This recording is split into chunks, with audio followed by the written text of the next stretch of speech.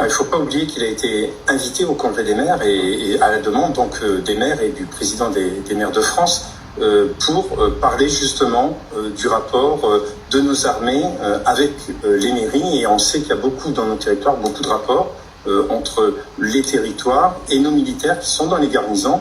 Et c'est le début finalement de la venue du chef d'état-major des armées au Congrès des maires. Ça c'est le contexte. Pardon ? Ça c'est le contexte. C'est le contexte, mais c'est important de le poser. Parce que si vous préférez, moi je écoute à la télé un peu comme tout le monde, et très vite, on vient simplement à la petite phrase clé qui permet de nourrir certains partis extrêmes. D'ailleurs, vous remarquerez, c'est les deux extrêmes, l'extrême gauche et l'extrême droite qui exploitent cette petite phrase. Mais quand on prend le verbatim, et je l'ai avec moi et je peux vous le laisser, d'ailleurs, les gens qui nous écoutent, vous pouvez écouter l'ensemble, l'intégralité des propos du chef d'état-major des armées sur YouTube très facilement, et je vous invite à le faire. Et là, vous vous rendrez compte que finalement, il place un contexte géostratégique général où on retrouve beaucoup de menaces, en passant par la Chine, les États-Unis qui se désengagent de l'Europe, qui se déplacent, qui font un pivot vers l'Indo-Pacifique. On retrouve la menace russe, l'agression russe avec l'Ukraine, et puis les menaces hybrides que la Russie nous fait régulièrement. Et on voit,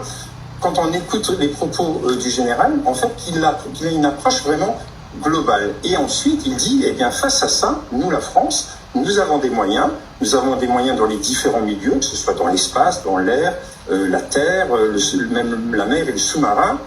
Nous pouvons faire face, mais malgré nos militaires, nous avons aussi besoin de vous, les maires, de vous, la nation, parce que on a beau avoir des militaires et qu'ils soient bien équipés, on a besoin de la force morale d'un pays. Et il évoque en fait ce propos et dans cette globalité. Alors c'est sûr que si on le réduit uniquement à la petite phrase clé, on peut, ceci étant dit, ça apporte l'avantage de nous amener ce soir sur ce plateau et de discuter finalement de cette situation géostratégique qui est grave, et parce que les menaces sont là, je peux vous les décrire, les identifier, c'est documenté. Ce n'est pas que l'armée française qui le dit, le renseignement allemand le dit aussi très clairement. Et donc c'est important d'en faire part à notre population.